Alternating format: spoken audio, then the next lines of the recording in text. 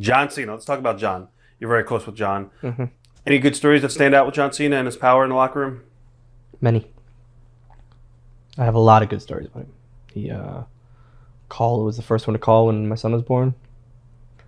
He saved my job a few times without getting into it too much.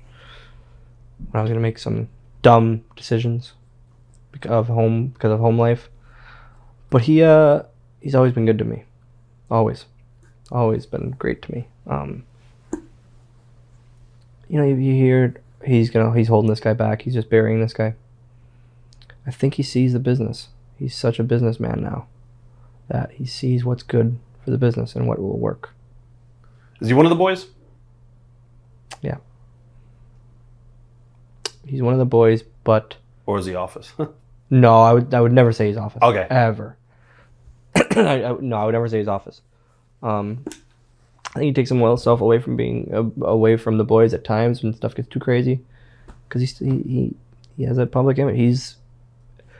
Look at The Rock. Look at Austin. Look at Hogan back in the 80s. Partier, you always knew there was a party. Back then it's all partying. You don't hear that about Cena now. You see him on the Today Show. You see him on Jimmy Kimmel. You don't hear about them getting pulled over drunk, from city to city. Right. Makes sense. Makes the brand better. Did you get to work with John at all? Mm-hmm. Royal Rumble 2011. We're in the meeting for the Rumble, and they go, Swoggle, it's going to be you and John in the ring, and then you're going to do some haha with Tyson Kidd and Heath Slater, who are coming out next too. After the meeting, John goes, hey, this is your moment. Tell me what you want me to do, and I'll be there for you. I go, what do you mean? He goes, I'm not planning our stuff. You plan it. I go, what? He goes, Dylan, I'm telling you, here's the chance to take the spotlight. Take it and run with it. Just tell me what I need to do and tell me where I need to be. Awesome. He literally gave it to me. What did you come up with? The AA to Tyson, which was awesome. And I didn't work. I bet you I didn't work in the ring for 2 years up to that point. I was staying with Hawkins at the time. Legendary Brian Myers, Dylan Postl story. I do the match. I do an AA to Tyson. I do a 5-knuckle shuffle to Heath. That's pretty much it. 2 main spots, and then I get eliminated by Sheamus. The next day, Monday, we have off because we were on SmackDown. So that next day we have off. I didn't move from Hawkins' basement couch. I made him bring me eggs, bring me breakfast, bring me dinner. I didn't go to the gym. He goes, "You're so blown up still," a day later. So it's one of those legendary Hawkins stories that he has of me. But yeah, it was fun. He gave me the opportunity, which he didn't need to do. All right, how did the Leprechaun movie come about? Let's talk about that first. They pitched it to me in 2011. A good 2 years before we filmed it, they pitched it. And I was like, are we doing this? I would go, we're doing it in 2 months. We're doing it next season, end of summer. We're doing it next season. When are we doing this? Come on. Now, did you have any acting background at all? Nothing. Okay. Nothing. So did you pretty much get the job right off the bat, or did they have to cast you? Who are they going to Right. roll as the Leprechaun? Right. Their resident one. Which, when you see the film, it's like they put so much, prosthetics on me. You don't even see it's me. So it's like, it could have been anyone. Yeah. Literally anyone. It's fun though. It was really, really fun. How long did you film for? So the normal movie, the quickest a movie can be filmed for a normal budget film is 45 days. That's quick. Ours was 15 days. Oh wow. In Vancouver, in the summer, and 40 pounds of prosthetics. So at my heaviest weight I've ever been. As far as learning the lines, easy for you to memorize? I didn't everything? have any lines. What's that? I had no lines. Oh, so you didn't have. I didn't say the movie. Sorry. No, I had no lines. Wow. Were you a fan of the franchise? Mm-mm. Still to this day, I've never seen one. You said last time we were talking about you don't like horror movies anyway. So. Hate horror movies. Yeah. I don't like being scared. Any specific memories of shooting on the film? Just the makeup chair. How long would you have to sit Hour there and a half to get into it, hour to get out, break for lunch. Hour and a half to get in, hour out, and for 3 weeks. It was crazy. And then then if we did close face shots, they'd have to do the makeup literally on my eyelid, and that sucked. the glue on my eyelid, which was the worst. How different were you treated on a film set compared to a WWE TV taping? So I still laugh about it, especially with Muppets, which I'm sure we'll get into. Yep. But I know. What do you need? Do you need anything? No, I'm good. No, I'm good. 3 days in, both of them. Can I just get a Red Bull? You think? Every day, I had about 6 Red Bulls in my trailer, just waiting. Jesus, I don't need this. It's awesome, but thanks. So at the end of the shoot, I just brought them all home. I had a shitload of Red Bulls at home in my bar. Right. One of the biggest complaints about the film was that the Leprechaun wasn't really in the film a lot. Do you feel the same? Yep. That was all WWE Studios. Why do you think that WWE didn't really push the film enough? No idea. Again, like I brought up before, I was never used on the show because of the movie. I was never mentioned on the show because of the movie. Why? It's a WWE Studios film. Never made any sense to me. It really that was. I never wanted to quit, ever, until that day. I saw the trailer. Did you get any answers when you asked people? No. I'm sorry. We're sorry.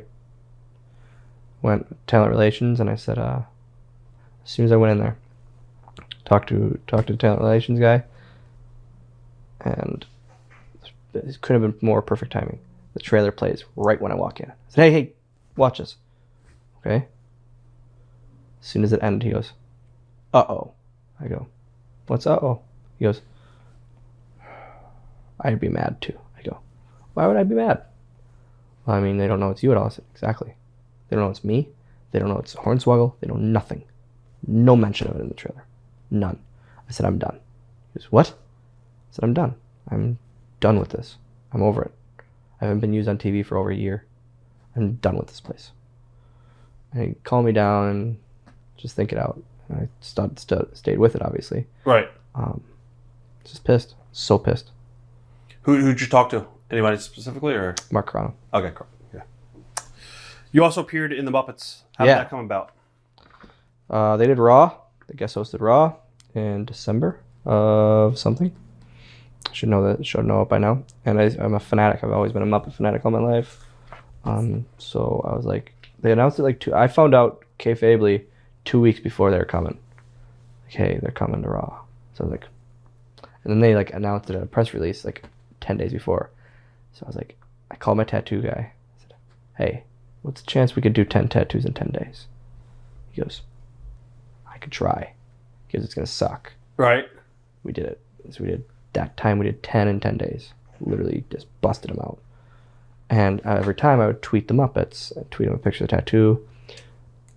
Every time we had a guest host, a talent would give them kind of the tour of everything. The setup stage and the backstage and ring and all that stuff. They would give them the whole tour of the setup. Tell them how things work. I get to bring the Muppet people around. It sounds so cheesy. I go to the green room and all of the Muppets are laying down. I was like, oh, I don't like this. It was like walking into a cemetery for Muppets. Yeah, I was like, I didn't like it at all. Right. And Kofi, I remember saying that to Kofi, and Kofi goes, Dylan, what did you expect? Did you want Miss Piggy dancing with Kermit or something? He goes, what the hell did you think was going to be happening? Right. I said, I just didn't like it, Kofi. I'm sorry. I said, it's not. It's like one of your nerd things you find out is fake. But the cool thing was they were as excited to meet me as I was with them because they wanted to see all their characters as tattoos. So they knew right of me. As soon as I walked in the green room there, you're the one with all the tattoos, aren't you? Hornswoggle. I go, yeah, it's me. And the cool thing was that day, my son loves the Muppets already too. His favorite is Animal, and so he had a really bad ear infection. My son did, and so I went after they were all done shooting the stuff. I went up to the performer Eric Jacobson. I said, "Hey, can I ask you a favor?" He goes, "Anything. It's for you, anything. Could you FaceTime my son?" He goes, "Like me?" I said, "Well," he goes, "Oh, Animal? Yeah, of course." He goes, "But I don't want you in the call." I go, "Oh, it's fine. I thought it was something against me." He goes, "I want it to be like Animal called your son." So I text his mom, my son's mom. I said, "Hey, make sure he's by the phone." I can see the phone kind of the side, and I call, and he thinks it's me. He goes, and he's still crying, "Dad, I don't." And it's animal. And he goes from crying to animal. And they like a 5-minute conversation between my son and the animal. Hang up. I call him like 2 minutes later. Dad, you'll never guess who called me. Right. I said, I won't father of the year. I called my dad. I told him what happened. I said, Dad, you had a lot of these moments, I'm sure. I had father of the year moment right there. He goes, you did good, kid. I'm proud of you. So eventually, then they do tribute to the troops as well. And then I overhear, being the fanatic I am, I'm on the Muppet dirt sheets. Yes, there's Muppet dirt sheets, sadly. I find out they're going to film. So I talk to our PR people. They talk to the Muppet people. Hey, would you mind having him in? They go, we would actually love it to have him in the movie. And it was what I thought it was going to be, like 2 or 3 scenes. Ended up being half the movie. So it was awesome filming for a month and a half in London, picking their brains and just being around everything was great. Was it true that you were supposed to be in the very first Muppet comeback movie in 2011? No. Okay. I went to the premiere of it. I flew myself to the premiere. Oh, wow. Yeah, it was pretty cool. So again, the PR. Who's your favorite character? Animal.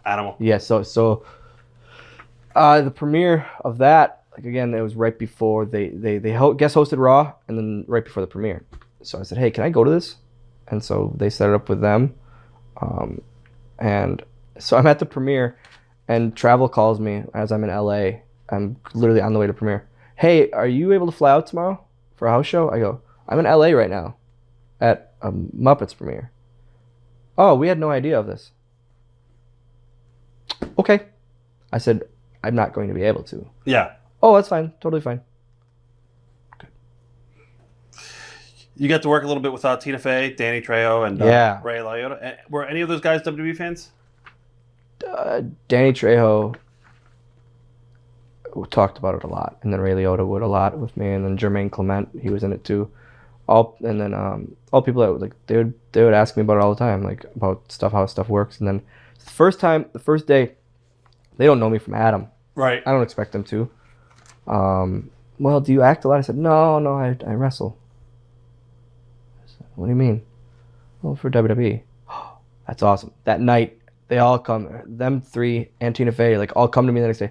I watched this video, and you did this and this. It was awesome. And they were picking my brain the whole time. I was like, you have these A and B list actors picking my brain about WWE. It's pretty cool. It was awesome. Got tickets for Trejo one night for a show. Him and his manager. They came out and hung out for a show. Right. It was awesome. When it comes to doing everything in the business, where do you rank that, the Muppet stuff? I rank that everything in my life. It's like my son being born and then that. Wow. Only because I have to rank my son being born first. But it's the coolest thing I've ever done. Watch thousands of exclusive shoot interviews right now on TitleMatchNetwork.com.